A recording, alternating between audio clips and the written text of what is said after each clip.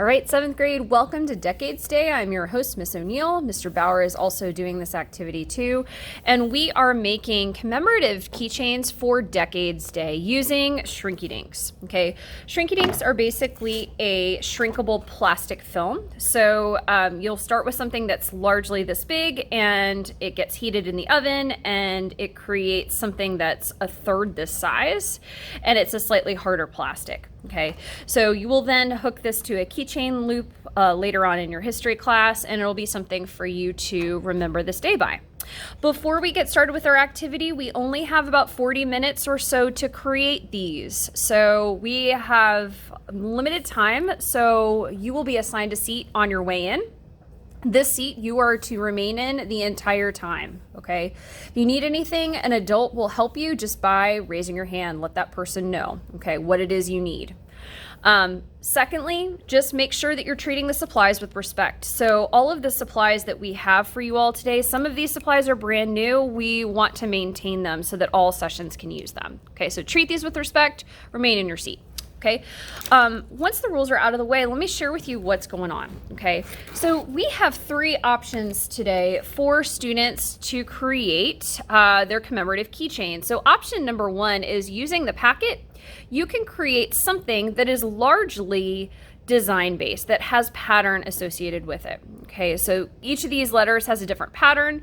For the limited artist or non-artist in the house, this might be the direction you want to go, tracing the page that says Decades Day 23 and then incorporating pattern inside. Okay, so option 1 is largely pattern based. Okay, option number 2 is a little bit of pattern, but also other items from the packet. So combining the Decades Day theme here with adding patterns in some letters and also some of the pop culture items from the packet to represent different decades. Okay, so this one incorporates pattern, but also some design elements from the packet. Okay.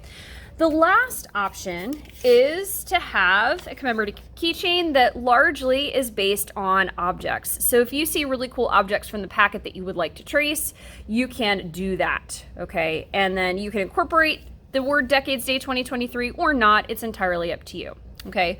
So option number 1, pattern and design based.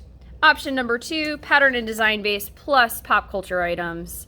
Option number 3, largely pop culture items, okay?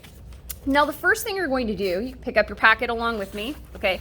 Flip through this packet and see what catches your fancy, okay? So you're gonna be doing a lot of flipping. You do not have to share this packet, so you can do this along with me right now. You do not have to share this packet with anybody. You can trace directly out of it, okay? Right now, an adult is going to give you a piece of plastic, okay? This piece of plastic has 2 sides. Okay, so with these 2 sides, you have one side that has a little bit of a rough texture. You're going to always make sure that side is up. The other side has a sort of glossier film side. That side goes face down. So rough side up, okay? From there, if you need to, you can use a piece of masking tape to hold your shrink plastic, your shrink film in place, okay? So pretend that I am tracing this design that I made out of the packet, okay? So I'm gonna tape this down to the packet itself, right? And I'm going to begin tracing my design, okay? When I trace my design, I'm going to take my time and I'm going to think about the Sharpie that I'm using. So larger outlines and things, I would use the fine point. That's the slightly thicker Sharpie, okay? Again, I have this rough side up. Okay, so larger outlines, this particular Sharpie is a little bit better, unless it has intricate details, okay? For smaller detailed areas, you're going to want to downgrade to the ultra fine. Okay, so this is the smaller tip. Make sure you put the cap on the back of the Sharpie like so it does not get lost. Bolder outlines, fine point, ultra fine, small details. Okay.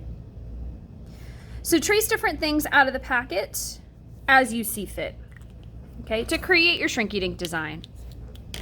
Let's pretend I traced this already. From there, I am going to make sure I have my placemat. Okay, so my placemat just looks like this. It's a white surface. I am going to use a series of colored pencils to color this in.